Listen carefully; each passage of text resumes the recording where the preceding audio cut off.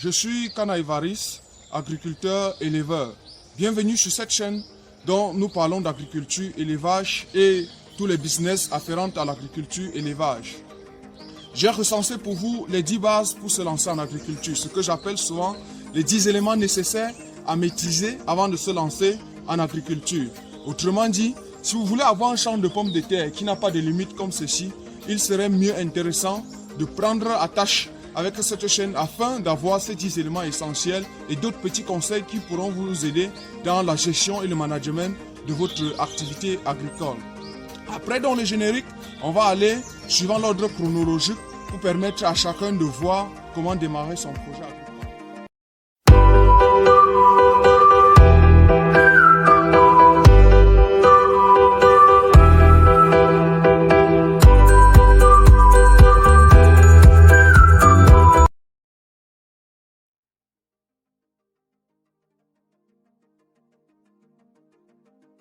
Bien, beaucoup veulent réellement se lancer en agriculture, mais 90% ne savent pas par où commencer.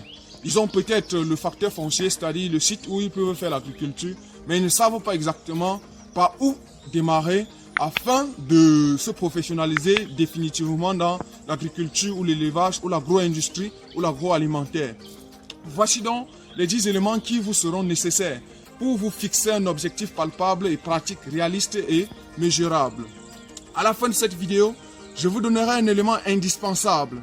Si vous ne respectez pas ces éléments, je vous conseillerais de ne même pas vous lancer en agriculture. Donc suivez jusqu'à la fin afin d'avoir cet élément indispensable pour l'agriculture. Alors le premier élément qui rentre dans le cadre de l'agriculture est le choix de l'objectif. Il serait d'autant plus intéressant d'avoir un objectif. On peut se dire, je vais être agriculteur, mais il serait davantage intéressant de dire, je vais faire le maraîcher. Mais plus encore, on pourrait dire, je vais faire la culture de tomates dans le maraîcher. Ceci me permettrait de lancer mon business. Autrement dit encore, il faudrait lancer petit et lorsque on maîtrise progressivement les techniques de gestion et de management de son projet, on peut progresser, on peut lancer gros, soit la même activité, soit diversifier son activité suivant le pouvoir qu'on souhaite avoir. Donc en réalité, celui qui n'a pas d'objectif ne peut pas se lancer en agriculture. Et dans le jargon agricole, on dit souvent, choisir l'objectif, c'est à moitié atteint. Autrement dit, entre deux personnes ou bien deux agripreneurs, un ayant déjà son objectif, un n'ayant pas encore l'objectif, celui qui a l'objectif est légèrement plus avancé par rapport à celui qui n'a pas encore son objectif. Alors, je vais passer directement au deuxième élément qui semble très souvent négligé dans le contexte agricole, mais qui est d'ailleurs très intéressant. C'est la gestion de la ressource humaine. Parce que j'en ai visité 90% des sites et le promoteur a toujours eu des problèmes avec soit le chef chantier, soit des ouvriers parce que disent que ceux-ci sont de mauvaise moralité. Non, tout simplement parce que les conditions de vie dans les zones agricoles sont légèrement difficiles. Très souvent, on n'a ni la lumière, ni le réseau, et la ressource en eau n'est généralement pas potable. Ce qui fait que ceux-ci sont généralement dans un contexte difficile, qui ne rentrent pas dans la zone confortable. Du coup, tout ce qui passe dans leur tête semble réalisé et réalisable. Et donc, la gestion de la ressource humaine s'avère être un élément très important que vous deviez mieux mûrir avant de penser à votre projet agricole. Parce que sinon, vous allez lancer un projet et être en perpétuel échec jusqu'à peut-être la fin même. Et donc, si vous savez donc mesurer qui peut gérer telle activité, quelles conditions est favorable pour que mon chef chantier, pour que mon chef champ soit à l'aise et gérer facilement mon projet, lorsque vous avez ces éléments sous la main, je crois que vous pourriez déjà vous lancer en agriculture. Je vais directement passer au troisième élément, la troisième base nécessaire pour se lancer en agriculture. C'est la comptabilité financière. Autrement dit encore, me lancer dans une activité que si je juge rentable. Et en agriculture, pour évaluer si une agriculture est rentable ou pas, il faudrait faire son compte d'exploitation prévisionnel, ce qu'on passe le temps à dire le CEP. Et alors, le compte d'exploitation prévisionnel aura 3 parties. La partie d'investissement, la partie des recettes et la partie de la marge. Autrement dit, vous allez évaluer tout ce que vous pourriez dépenser en intrants et en investissement, en fonctionnement et en commercialisation. Tout ceci rentre dans ce qu'on appelle les dépenses. Et les recettes, vous pourriez utiliser l'une des méthodes dont vous voulez et afin de calculer ce que vous pourriez vendre et faire la différence pour trouver la marge. Vous pourriez diviser cette marge sur le nombre de mois dont votre activité se réalise pour essayer de voir sur le plan mensuel votre salaire lorsque vous êtes jeune agripreneur ou entrepreneur sur le plan global. Donc, ne peut pas se lancer en agriculture si on ne sait pas faire son compte d'exploitation prévisionnel. Vous pourriez consulter un expert, vous pourriez demander conseil à une personne de votre zone qui fait déjà dans la même activité pour qu'il vous donne déjà la marge financière dont vous pourriez avoir afin de vous permettre de définir au mieux votre projet. Une fois que vous avez votre objectif, vous savez quelles ressources humaines utiliser et d'ailleurs vous avez fait votre compte d'exploitation prévisionnelle et donc vous avez évalué la culture la plus rentable dans votre zone. Je crois que la prochaine étape c'est le choix du site et peut-être l'aménagement qui est le quatrième élément plutôt très intéressant. Parce que si nous voulons être le premier producteur de manioc et qu'on se retrouve dans un pays comme le Gabon, forcément on ne peut plus être le premier producteur de manioc parce qu'il y a des pays qui ont des sites, je veux dire des zones qui répondent aux caractéristiques agroécologiques dont le manioc en a besoin. Et donc si je suis peut-être en Afrique centrale au Cameroun et que je vais être champion en palmier à huile, je crois qu'il serait plus intéressant d'être dans une zone comme Edea où tout le monde fait le palmier à huile et ça donne. Autrement dit, si j'ai peu d'expertise, si je n'ai pas fait mes analyses, je peux facilement m'en sortir dans ce genre d'agriculture. Donc choisir une zone qui répond aux caractéristiques de ce que je veux, de mon projet, de l'objectif que j'ai choisi. Je veux peut-être faire des pommes de terre et on me retrouve dans une ville comme Bertois. C'est archi faux. On ne peut pas facilement s'en sortir en tant que leader dans ce qu'on souhaite faire. Donc le choix du site et l'aménagement semblent plus intéressants que tout. Après le choix du site, on va passer au cinquième élément qui est d'ailleurs aussi suffisamment capacitif pour réussir en agriculture. C'est la semence. Le choix de la variété qui me serait intéressant. Généralement, nous conseillons aux débutants de choisir des variétés locales pour permettre de maîtriser progressivement la technique agricole. Mais pour les experts, ceux qui sont déjà lancés et qui maîtrisent déjà mieux ce qu'il faut faire, nous les conseillons d'utiliser des variétés hybrides parce que ici, le rendement semble un peu plus intéressant et davantage, c'est mieux. Mais si vous êtes nouveau agripreneur, ce que je dis profane, et que vous souhaitez vous faire accompagner par un technicien ou un ingénieur, peut-être vous pourriez directement passer à la variété hybride ou bien améliorée pour espérer avoir un rendement meilleur. Toujours est-il, il faudrait commencer petit. Dans le jargon agricole, on dit souvent c'est en forgeant qu'on devient forgeron. Mais en agriculture, on dit c'est en cultivant qu'on devient cultivateur.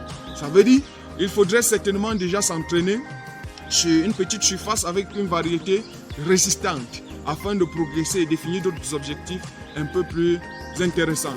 Après ceci, on va passer au cinquième élément qui déjà consacre à la fertilisation de notre plante.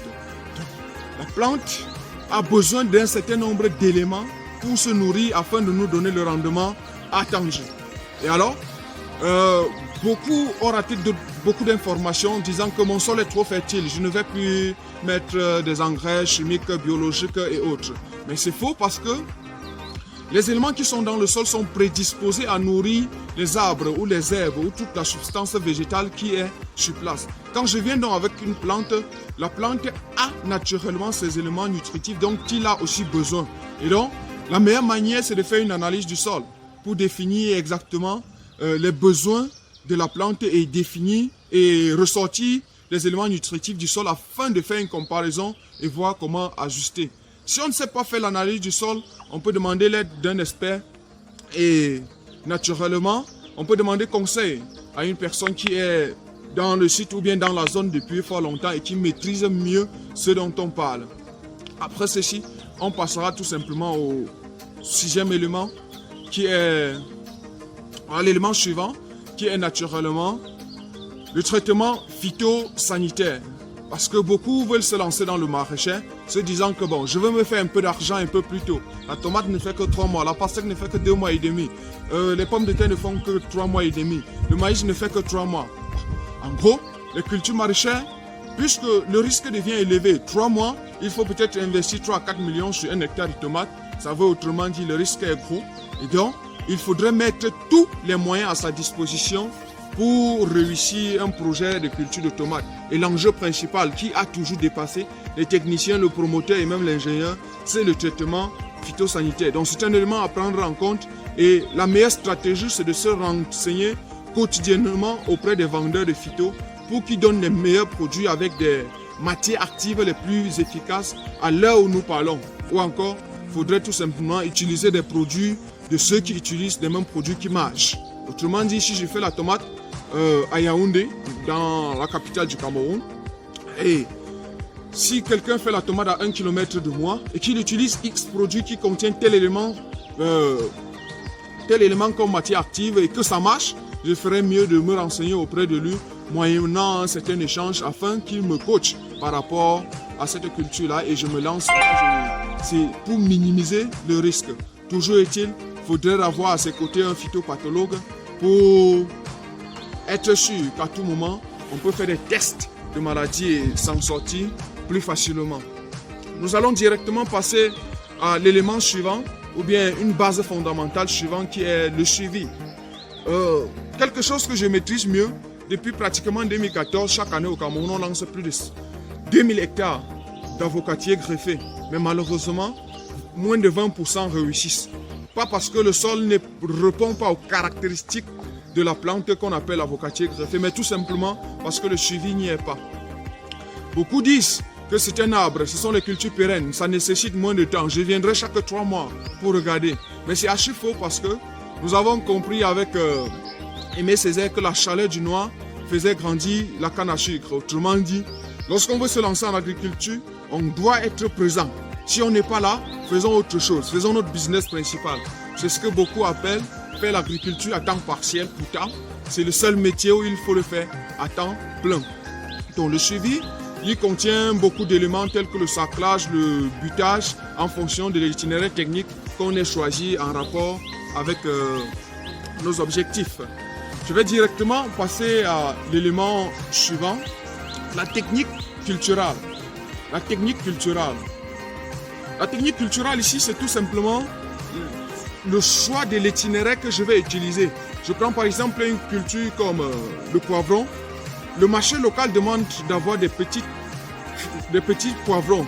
Le marché international demande qu'on ait des grosses têtes de poivrons, et ainsi de suite. Ça veut dire, chaque fois que je veux me lancer en agriculture, je cible mon marché et à partir de là, j'identifie l'itinéraire que je peux choisir. Autrement dit, je dois calibrer le type de fertilisation et la variété en fonction du commerce dont je souhaite faire. Les choux, c'est peut-être pareil.